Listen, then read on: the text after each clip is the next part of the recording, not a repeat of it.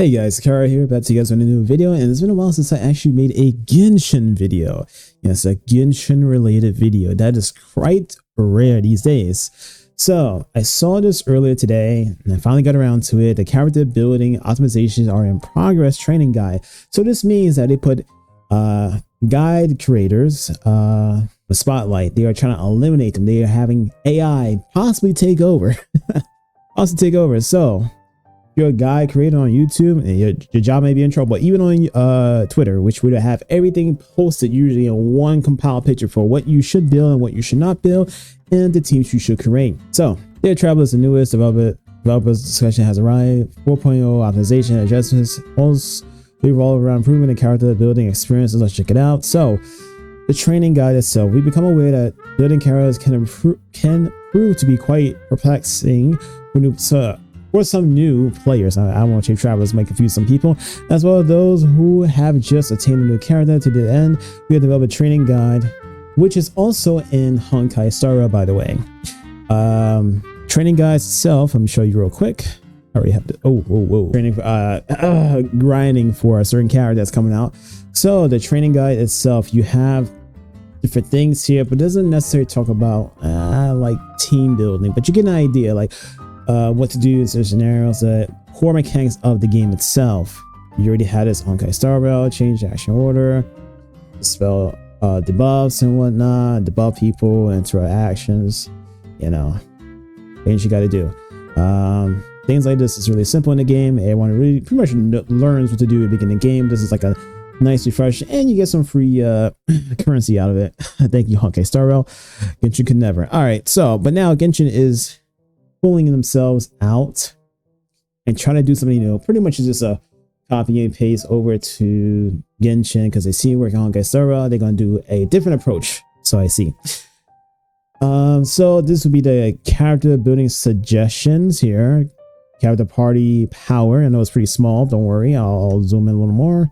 A little more. Ooh, too much. Dang. Sometimes it's a little too small for you guys.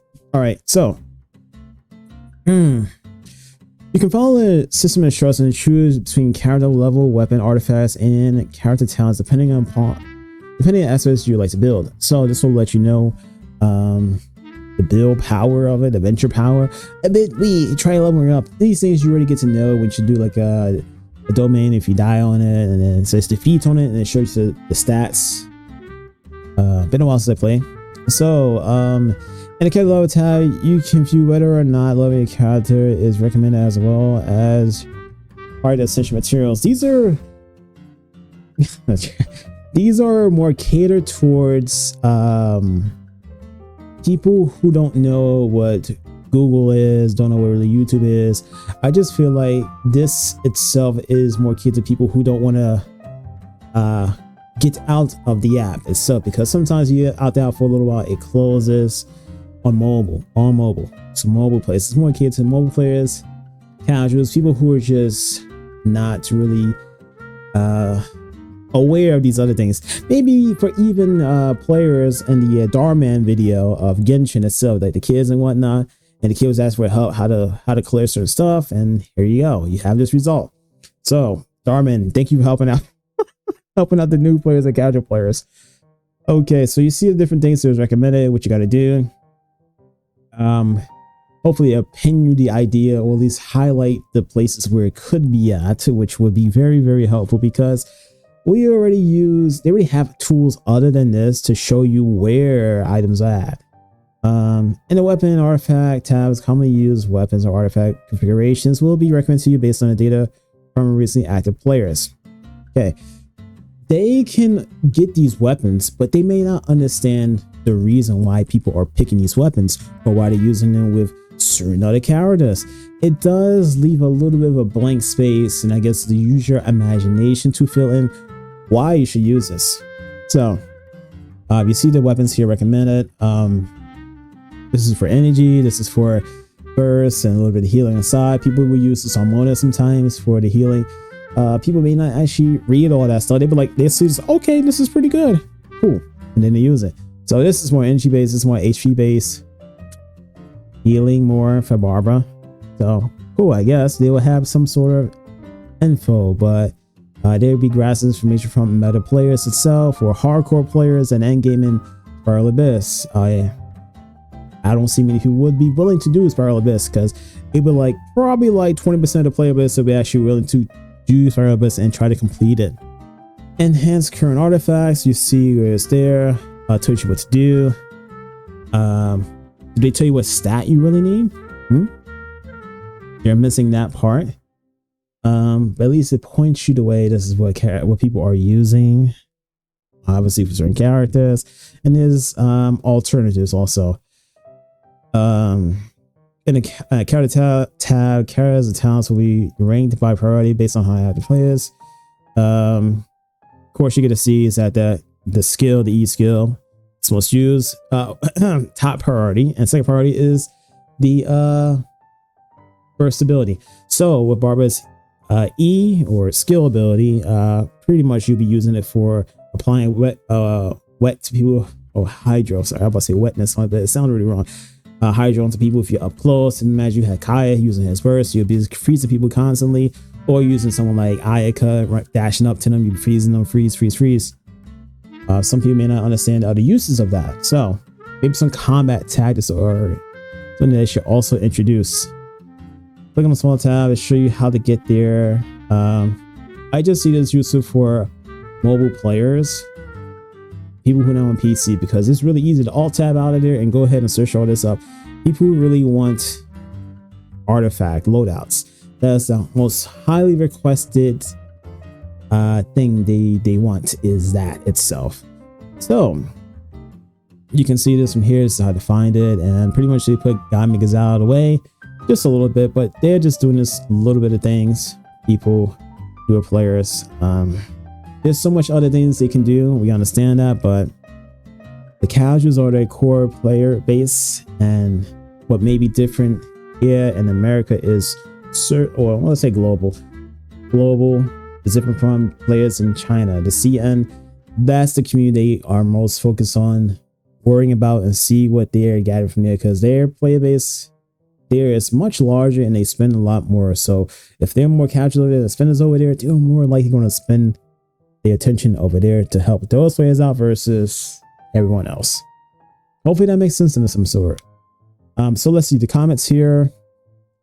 Are the devs treating players like babies, holding their hands like we can't figure it out on our own? Just add custom artifact loadouts already and stop putting development time into these weird unwanted systems. Though I do agree to this as a player who is, aware of outsourced resources. Maybe not everyone may not be in that spot to do that. Who knows? But then again, anyone with an internet connection could go connect to anywhere. You can just do your offline just info gathering itself. I will still say I would like to have artifact loadouts, but also overall just a better game, a better combat experience, because without that, artifact loadouts is just it'll save you like about 5 minutes.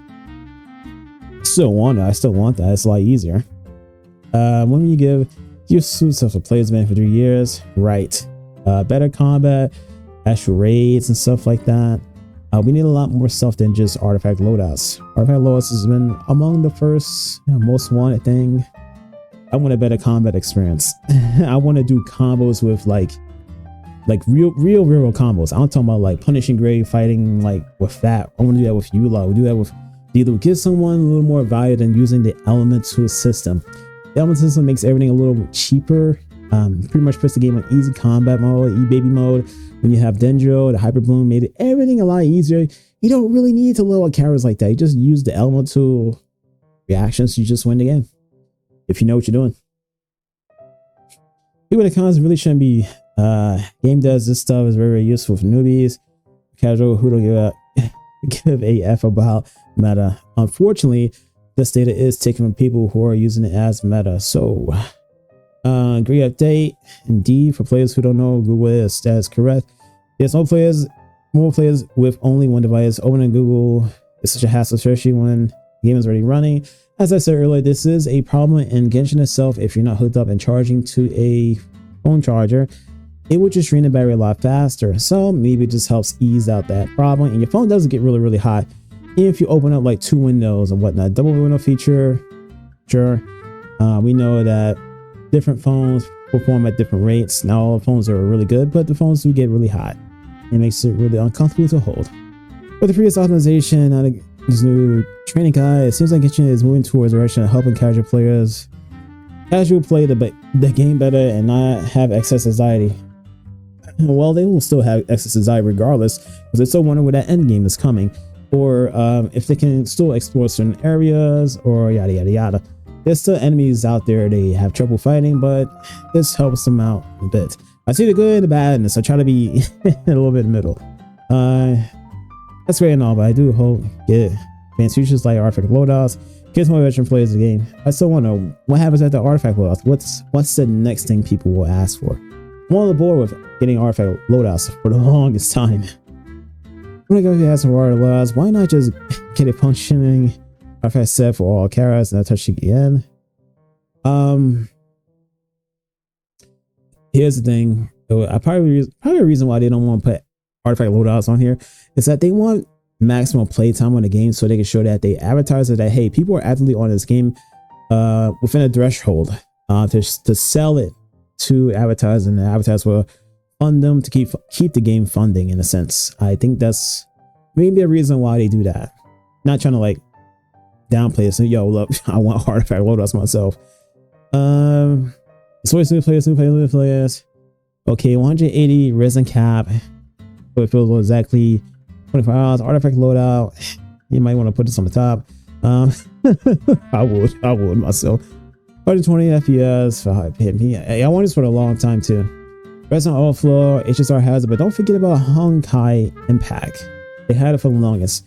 Self-modeling or artifact. This will be very good. People have asked for this for a very long time, way before Honkai Star came out, and they just put all the demands of what players wanted into Honkai Star, which why Honkai Star seems to be the better game, because they're doing what players been asking for the longest time, just like the Cinematic Universe used to be in Genshin, and they took that and they put it directly into Honkai Star. That was just probably like the play test, and it was like, oh, this is really good, yo, go put that here. And that's what it is.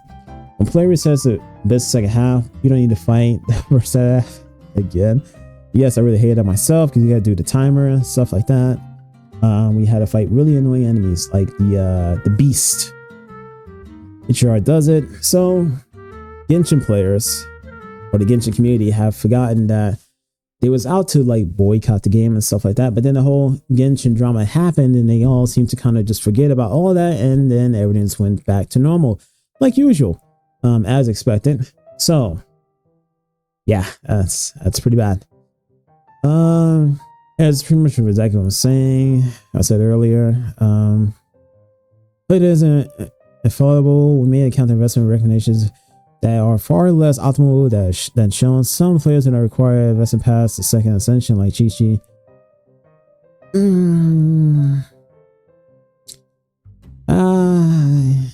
I'm gonna leave that topic alone.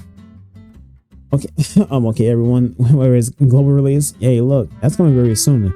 I don't know why you guys still play Genshin if you guys are very unsatisfied with it and they're not meeting your demands. It's time for you to stop playing the game if it's not really meeting your demands. It's something you should probably do. Play other games out there. Like, I play other games besides Genshin. When I was playing Genshin, I really started falling off from Genshin in terms of interest, like a later part of Inazuma stuff. Guys are making this stuff, made audience game, which is casual season players. If you're browsing Hoyo Lab, you're not a casual, so this ain't for you. Sad thing about it, there's some guys already on Hoyo Labs too. Yeah, but if artifacts keep dropping, they're never going to fix this. This is the end. This is the true end game itself. Even I wanted this change myself, but if you get everything you want, that means the game just dies drastically because there's nothing else to do. The reason why we keep playing the game itself is so we can get, we min-max our account, pretty much. They had a chance with this long, like 2 years ago. It was some result to come out. Yeah, it fallen, unfortunately. I was like, wow, no surprise. Let's read the final one. I'll probably just read. With all the functions we requested over the years, we definitely more important than something like this can be found easily using Google. You choose this. Let's you cap for a second. Faster timings for resin. yeah, so that again, the game, they definitely did increase it from 120 to 160. Remove the cap.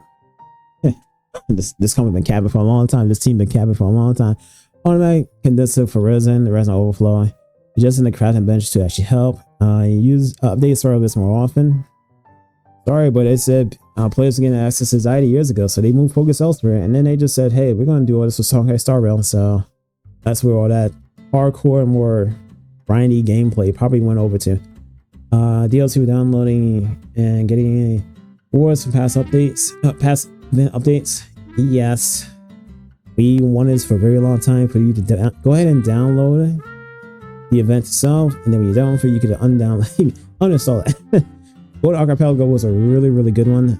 People really wanted that to say. I wanted it to say because that area was very beautiful. Music was very refreshing, very calming. Harbor Treasure Pass, that was like that was actually really good. The 3.8 summer event, that was really good. Adjust the Wish Minnesota path works for a wider range of 4 stars as well. I think I may, if it was a dedicated path for a 4-star that you really want, sure. Other than that, nah, I'm good on that. Adjust permanent banner with a path to. I mean, all these will be positive, but I can see the company losing money off of it. But if it makes people happy, hey, go ahead and do it. I don't want to calculate pity. Then some other stuff. Balance the type of drops from weekly bosses. Nothing here says add better AI. Better AI to play smart against you and to make the combat much more engaging. When you first played Genshin itself, it felt a little more engaging because of course you didn't know what to do and this and that.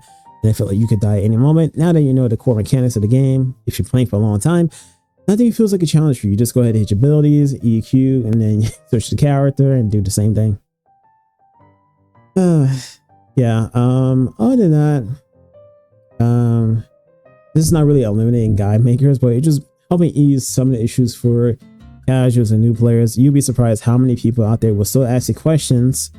Personally, a DM me will say yada yada yada, but Google exists, and then there's so many other resources. I'm like, well, I mean, I guess they just want to have some personal one-on-one conversation. You know, it does help. When you don't socialize for a while, you kind of miss it a little bit. So I understand. So other than that, yeah, it's unfortunate. But if I were to Genshin player base and they really wanted some other improvements of the game, just play for the story, log off, do something else. It's a lot more productive things. You know, this one's a really good one. Create a back system. Oh my god, for Catherine, that is really annoying itself. So other than that, I would just recommend people just play other games. There's a lot of great games out there that free to play. Genshin is all about the story. They're not really about the combat itself. That's just the last thing they worry about. Second most is like the text heavy dialogue, and oh gosh, you already know. If you play the game enough, you already know the NPC text dialogue is so crazy. It is Lord of the Rings, Harry Potter dialogue length combined per chapter. Other than that, okay, it's all in a whole different language. All right. I don't know what it's gonna say.